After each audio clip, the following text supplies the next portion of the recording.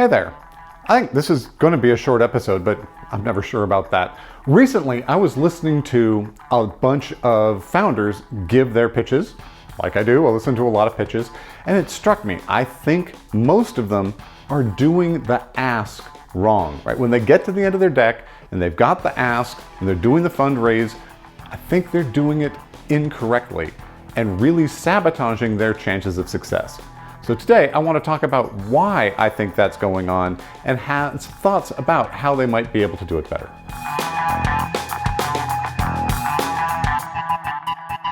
Welcome to Feel the Boot, the science of startups. I'm your host, Lance Cottrell, and I'm here to help you along that vertical learning curve you're going to encounter as you launch your startup. I know what it's like. I've been there myself, and I have helped countless other founders like you on their journeys. This is part of a playlist on pitching. So up there, I'll put a link to the rest of the list. I've covered a lot of topics around startup fundraising pitches. I also encourage you to go to feeltheboot.com where you can get our blog, article versions of all of this content.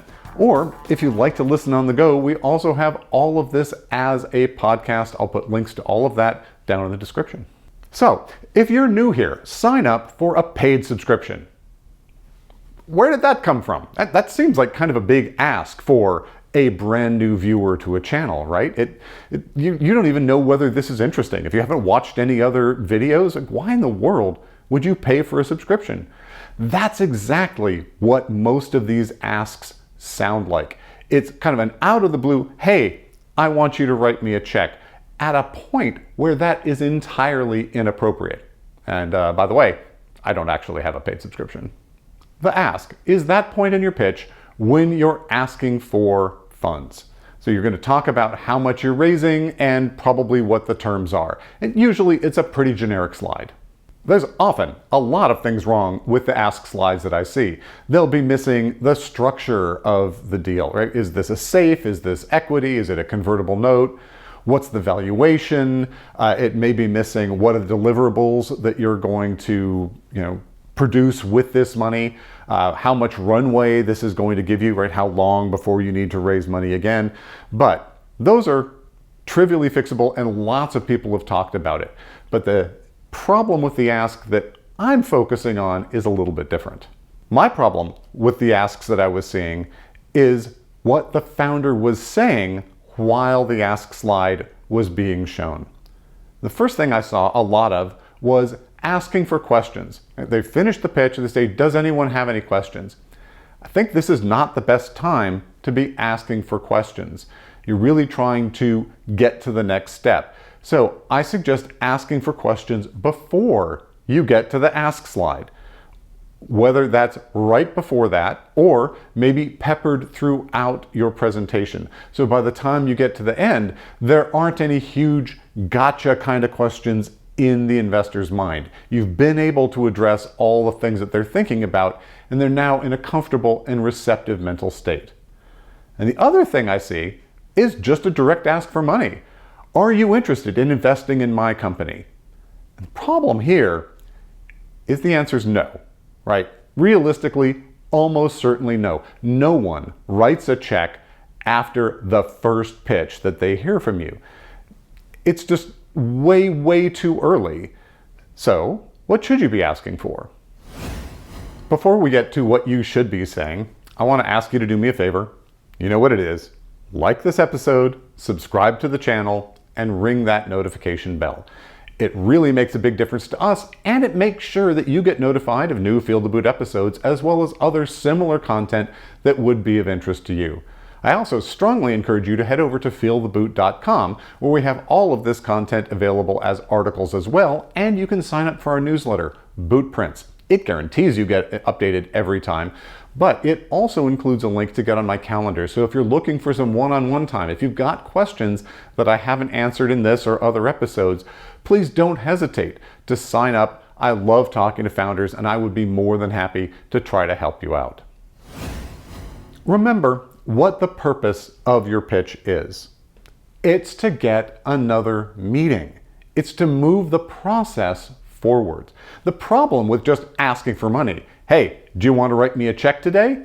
Is that puts a lot of pressure on the investor. And when pressed, people want to go to safety. And safety means saying no. It's much easier to say no to you.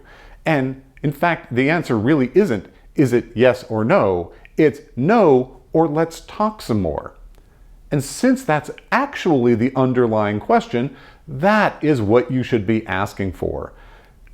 When you get to the ask, lay out the deal, and then say, would you be interested in exploring this further? Or are there other people in your organization that I should be talking to about this opportunity?